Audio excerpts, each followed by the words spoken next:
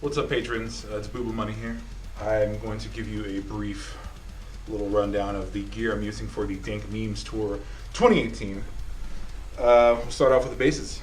The main axe here is a Ibanez SR 655 PB. It's pretty much the main one I've been using. I wanted to use it last tour.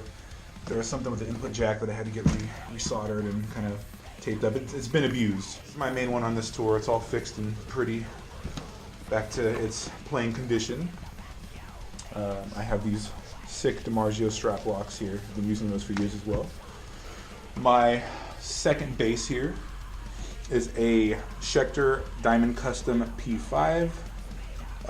It's kind of my backup, I guess you'd say, but as I mentioned earlier, it was like the main base I used on the Niblo Scars tour a few months ago. It is affixed with this sick ass corgi, satanic corgi, which was gifted to me by my good friend Big Joe from San Jose, California. Also have the DiMarzio strap locks on this guy. EMG pickups.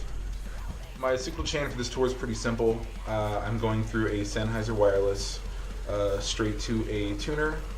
That tuner is then routed to a DBX 168 compressor that kind of just evens everything out a little bit. I usually don't keep my compression setting too high, just enough to kind of let the notes pop.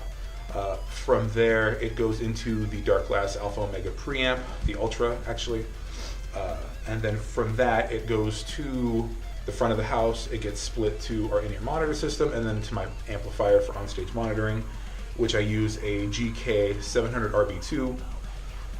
That amp basically goes to a high drive 410 cabinet from Hartke. Just again for stage monitoring. It's not super necessary, but we kind of want to give that, you know, live feel as much as possible.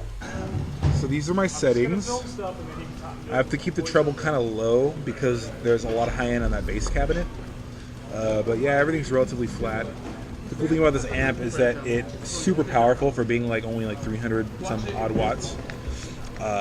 There's a little tuner down there. There's that DBX 160A. Of course, my wireless.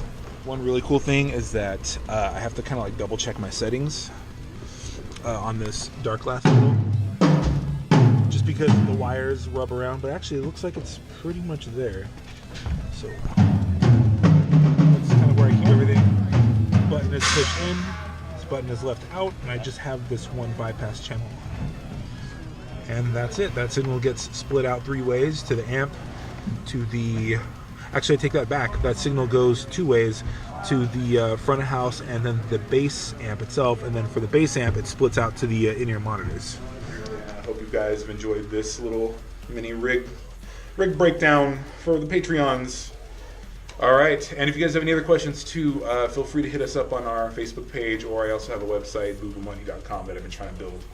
Hopefully it'll be live by the time I get this video going. All right, guys. See you on tour.